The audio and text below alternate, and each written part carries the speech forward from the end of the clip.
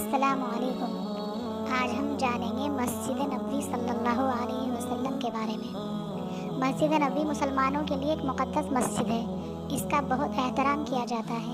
یہاں نماز پڑھنے کا بہت زیادہ ثواب ہے۔ اس مسجد کو ہمارے نبی حضرت محمد صلی اللہ علیہ وسلم نے بنوایا تھا۔ خود آپ صلی اللہ علیہ وسلم نے بھی اس مسجد کو بنانے میں حصہ لیا تھا۔ اسی مسجد کے قریب ایک حجرے میں آپ صلی اللہ علیہ وسلم رہتے تھے اور مسلمانوں کو دین کی تعلیم دیتے تھے۔ مسجد نبوی صلی اللہ علیہ وسلم سعودی عرب کے شہر مدینہ منورہ میں ہے۔ اسی مسجد کے ایک حصے میں آپ صلی اللہ علیہ وسلم کا روضہ مبارک ہے۔ جو مسلمان حج یا عمرہ کرنے کے لیے مکہ معظمہ جاتے ہیں وہ مدینہ پاک جا کر مسجد نبوی میں نماز پڑھتے ہیں اور روضہ مبارک کی زیارت کرتے ہیں اور حضرت محمد صلی اللہ علیہ وسلم کو سلام پیش کرتے ہیں۔ بچوں، کیا آپ کو معلوم ہے پہلی اذان مسجد نبوی صلی اللہ علیہ وسلم میں حضرت بلال رضی اللہ عنہ نے دی تھی؟